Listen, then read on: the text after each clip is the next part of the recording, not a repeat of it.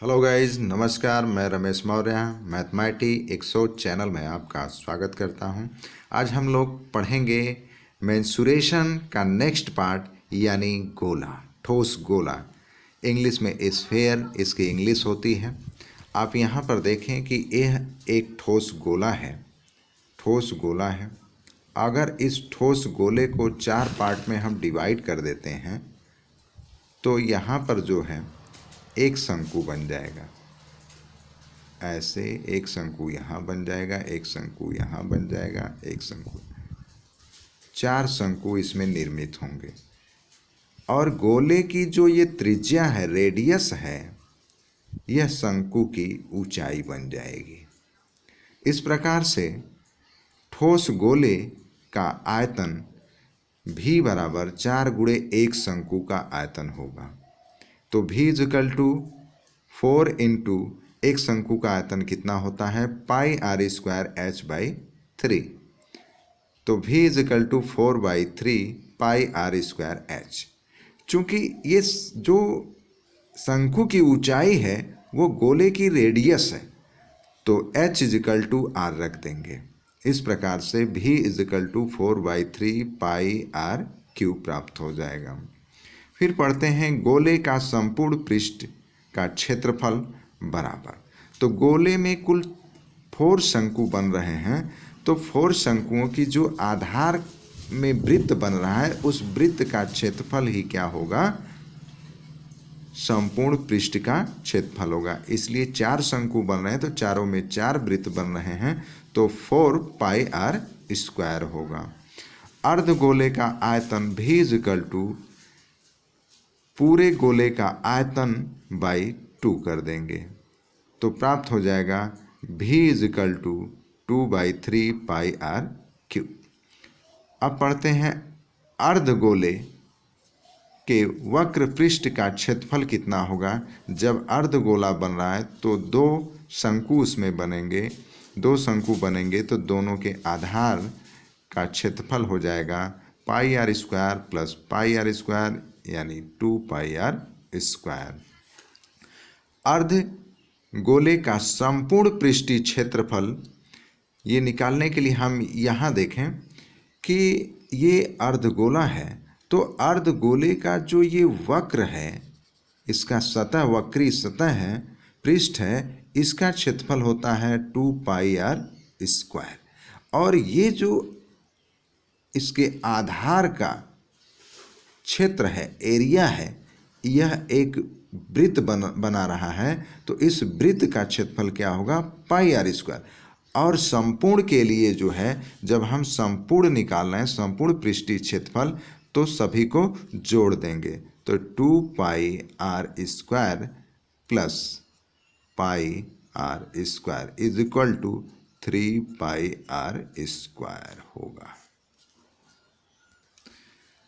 Guys, हम आगे देखते हैं कि खोखले गोले का आयतन क्या होगा। खोखले गोले में 2 प्रकार की त्रिज्याएं काम करेंगी। यहाँ पे देख सकते हैं कि जैसे कि ये आपका जो है एक गोला हो गया, ये तो यहाँ से ले कर के आंतरिक त्रिज्या यदि r हो तथा केंद्र से बाहरी त्रिज्या कैपिटल R हो, तो बाहरी गोले का जो बाहरी त्रिज्या है, इससे संबंधित हम निकाल लें इसका आयतन, क्या हो जाएगा, v equal to 4/3 pi r cube. और आंतरिक त्रिज्या स्मॉल r है, तो इसके लिए क्या हो जाएगा, 4/3 पाई स्मॉल r का क्यूब हो जाएगा। तो ये कैसे निकलेगा, ये जो है, जब बड़ी त्रिज्या वाला जो आयतन होगा गोले का, छोटी त्रिज्या का जो आयतन निकलेगा गोले का, इसे हम माइनस कर देंगे, तो v equal to 4/3 pi r cube minus 4/3 pi small r cube. तो v इजिकल टू क्या प्राप्त होगा, 4/3 पाई कॉमन ले लेते हैं, तो capital R cube minus small r cube प्राप्त होगा। ये आपका हालो स्फेयर का आयतन हो गया। गाइस एक नेक्स्ट हम फार्मूला ये देखते हैं कि यदि दो गोले हों जिनके आयतन V1 व V2 हों, जिनके आयतन जो है क्या हों, V1 व V2 हों, तो दोनों गोलों के आयतनों का अनुपात क्या होगा? ये हो जाएगा आपका, पहले गोले का आयतन क्या होगा, 4/3 पाई R1 अपान 4/3 पाई R2। यदि R1 जो है पहले गोले की रेडियस हो और R2 दूसरे गोले की रेडियस हो तो V1 upon V2 is equal to 4/3 pi और 4/3 पाई ये आपस में कैंसिल हो जाएंगे। तो क्या बचा, R1 अपान R2 दोनों का होल क्यूब, ये आपका बन जाएगा। कभी कभी ऐसे भी प्रश्न पूछता है कि कई छोटे छोटे गोले हैं जिनकी रेडियस R1, R2, R3 वगैरह वगैरह है, तो उनको पिघला करके एक बड़ा गोला बनाया जाए तो उस गोले की रेडियस कैपिटल R क्या होगी। उसके लिए हम लिख लेते हैं कि ये जो जितने भी छोटे छोटे गोले बनाए गए हैं इन सभी गोलों को मिलाकर के चूंकि एक बड़ा गोला बनाया जा रहा है तो बड़े गोले का आयतन जो है सभी छोटे गोलों के आयतन के योग के बराबर होगा। तो हम लिख लिए, तो यहाँ पे 4/3 पाई R³ बराबर 4/3 पाई, सब में कॉमन लें तो बचा क्या, R1³ plus R2³ plus R3³ plus dot dot जितने गोले हों।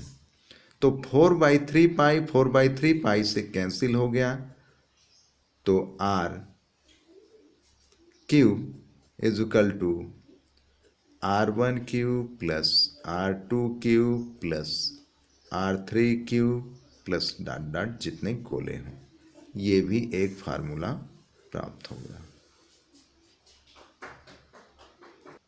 गाइस नेक्स्ट देख लेते हैं कि यदि दो गोले हों, यदि दो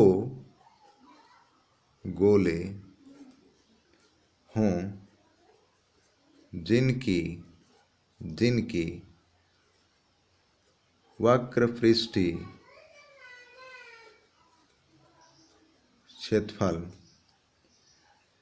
वक्रपृष्ठीय क्षेत्रफल S1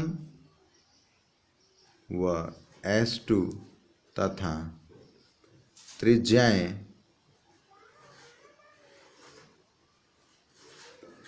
R1 व R2 हों, तो R1 व R2 हों तो दोनों गोलों के वक्रपृष्ठीय क्षेत्रफल का अनुपात S1 upon S2 is equal to 4 pi R1 square upon 4 pi R2 square. 4 pi से कैंसिल हो गया, तो S1 upon S2 is equal to R1 upon R2 का होल स्क्वायर। ये आपका नेक्स्ट फार्मूला बन गया। गाइस एक नेक्स्ट फार्मूला देख लेते हैं कि VAT इज इक्वल टू आयतन फॉर क्रॉस सेक्शन।